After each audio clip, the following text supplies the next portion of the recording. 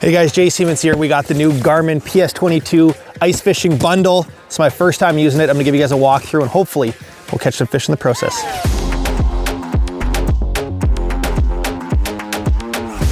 All right, well here it is. As you can see, this is a lot smaller than my typical live scope setup. And that's one of the biggest things about this PS22 ice fishing bundle is they wanted portable.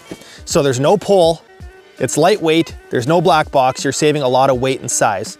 So obviously this is the Panoptix. This is the predecessor to the live scope. So it's not that same clarity. And like I've said before, you don't need the latest greatest to catch fish. I obviously, love to play with all the latest sonar gadgets and all that stuff. But at the end of the day, any sort of live imaging is going to be better than no live imaging. And I think that's why Garmin made this, is to kind of hit that spot of something a little more portable, something a little more budget friendly. I'll start giving you the walkthrough on the item, but this is the first piece you're going to see.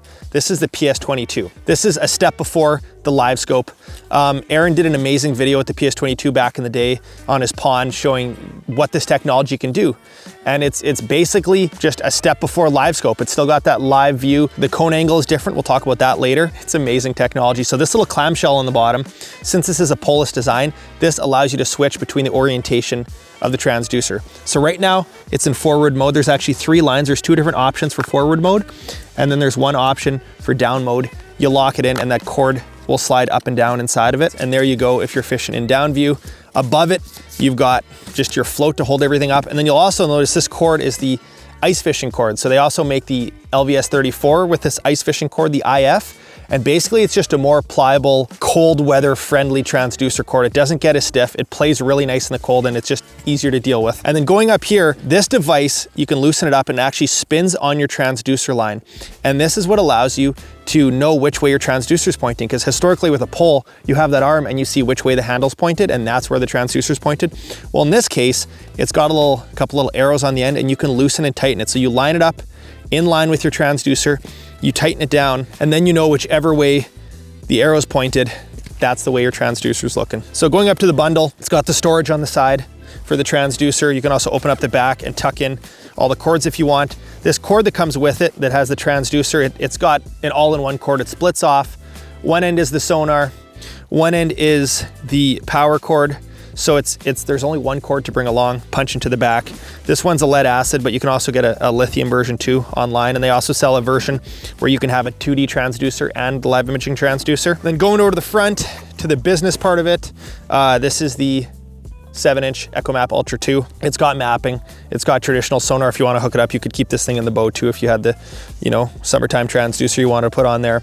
But then I'm going to be using it mostly to flip between my GPS and flip between the PS22 for the live view. So anyways, we're gonna pop some holes. We're gonna try to catch some fish. The other piece that I'm gonna talk about yet is this little lens adapter that goes over the bottom of the transducer, which actually changes the angles. All right, enough talking. We're gonna try to catch some fish. I've lent this unit to cameraman Hayden for a couple times and he said it worked pretty well. He used it for some walleye fishing on Lake Manitoba and Lake Winnipeg, but now we're gonna try it for some crappies in that 25 to 35 foot range. See if we can catch some dinner.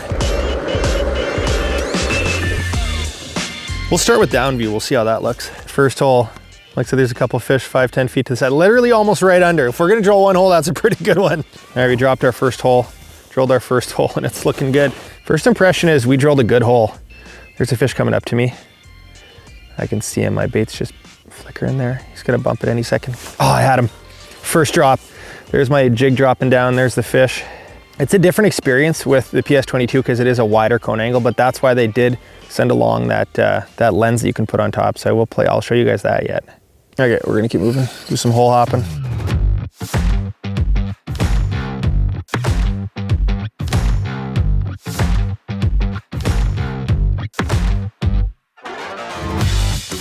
Yeah, I think there's fish coming over towards me. There's a lot of fish down here right now. Look at this.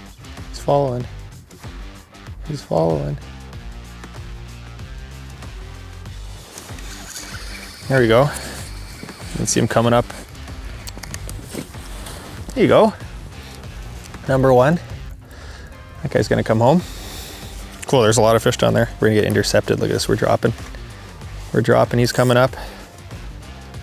Just keep it right above his head, look at him. He's moving up already. Come on. Caught him. Ooh, that was nice. Look at him coming up on the screen, sweet.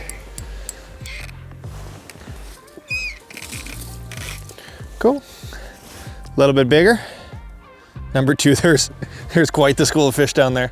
So like I said, you can use that styrofoam float, but what I'm doing is I'm just putting that little directional stick there and I'm sticking it in the slush, and that's what's holding the deucer there. So it's tucked up against the side of the hole. It seems like the quality of it changes, but I'm gonna go in the settings, sonar setup, noise reject high. We'll try to see how that looks. Ooh, that's cleaner. I just cranked up the noise reject. I'm gonna turn up the gain. Ooh, that's nice. I turned down the noise, I turned up the noise reject and played with the gain a little bit. Oh, there's maybe one up high flickering. Yeah. Look at this one up high that just cruised in. Come on. Engage, come on. Have I not caught him yet? Look at him right under the ice. Got him.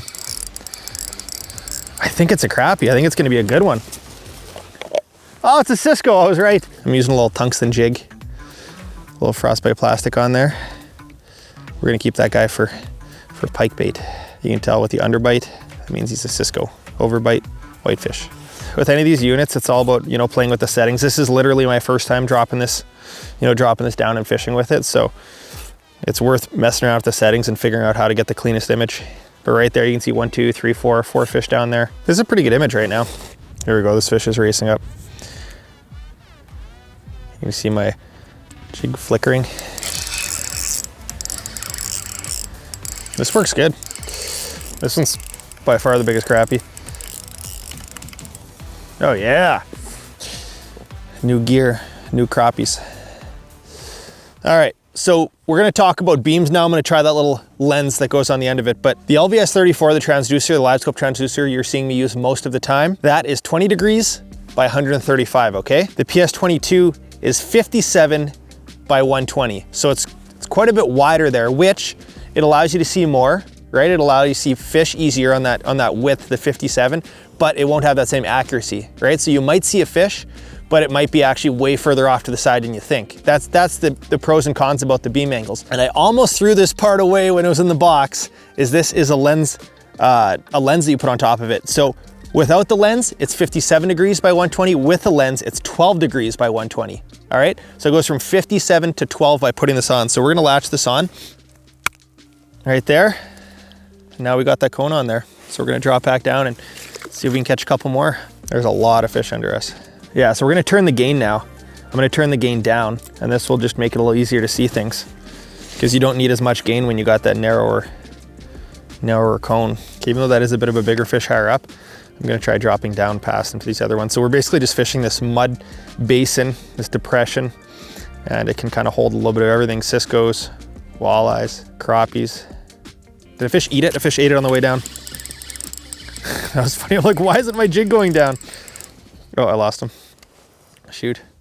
That's fun. You can see the fish kicking down there. We'll see if some of these ones on the bottom are a little more eager to bite.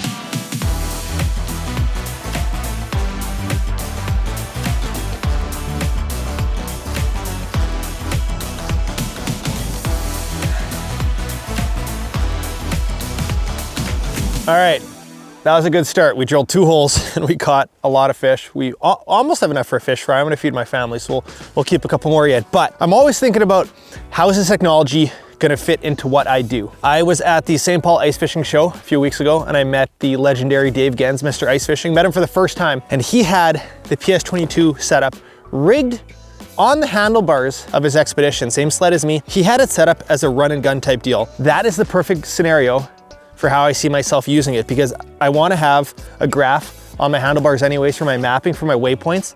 But what if I had this transducer hanging off the side? He had it in a little saddle bag, but what if I had it hanging off and I could just run and gun? Obviously, I love my live scope with the pole, but if I just want to run and gun and check spots or fish a spot quickly while sitting on my sled, I think this could be pretty ideal. So that's actually what we're gonna do right now out on the ice. I brought the tools.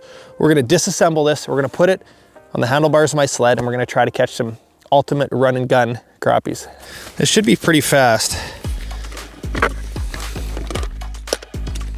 Here's the cord. So this is the beauty of it, is this is all together in one cord on the back. So how I saw Dave Gens had it on his sled is he had a little bag, a little saddle bag that he actually drilled into the outside here, and the whole bag and transducer sat by his knee.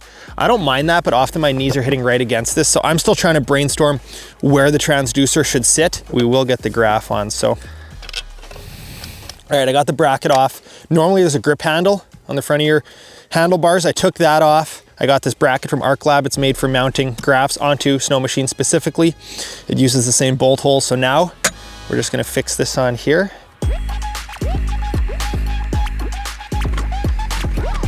And the nice thing too about this bracket is with how the quick release works is you can just press this button on the back and you can just pull the graph off. So if you're headed back to the resort or home and you don't want people stealing your graph with your waypoints, that quick release setup is pretty sweet. All right, I brought a battery along. So there's a couple different ways. I do have a Norsk underneath my passenger seat here, and eventually I could wire this in. I just want to find a good saddlebag option, so maybe you guys have some ideas. But for now, we've got this cord hanging off the side. So we're gonna plug it into this little guy. We're just gonna tuck the battery in there for now.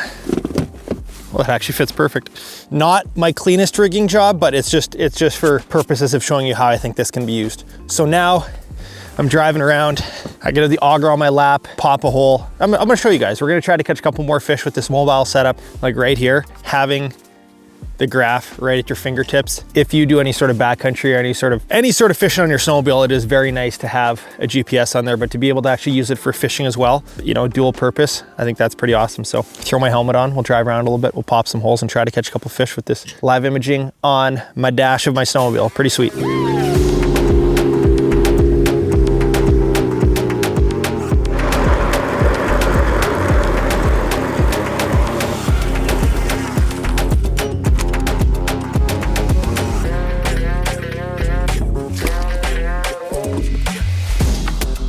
Looks like there might be some fish slithering on the bottom. This is pretty fast. I will not take credit. Mr. Dave Gens is the one I saw it from. Oh yeah, here we go. Come on. Ooh.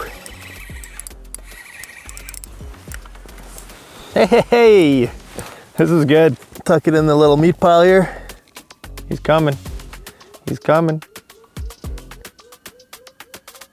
This is so sweet. Come on.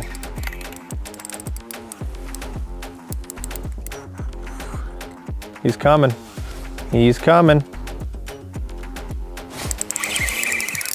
That was sweet. I like this setup.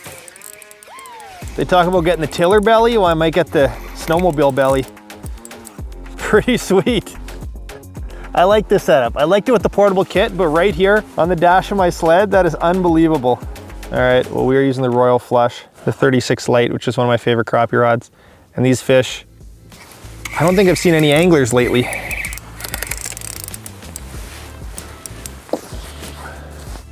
All right, well, that is a wrap on my first use of the PS22 ice fishing setup. The use case is gonna be different for everyone. This isn't gonna replace my shuttle, obviously, but using it on my handlebars of my sled in a situation like this, I think is perfect. But also, if you're looking for someone to get a smaller, compact, pole-less design, well, then maybe the shuttle is right for you. Like I said, any live imaging is gonna be better than no live imaging. And as you saw, we had no problem marking and catching fish with the PS22, even though it is a different product, it is Panoptics, right? So any technology will make your life easier finding and catching fish. And if you guys wanna see more gear videos like this, comment below, but we're gonna keep fishing because it is a beautiful day.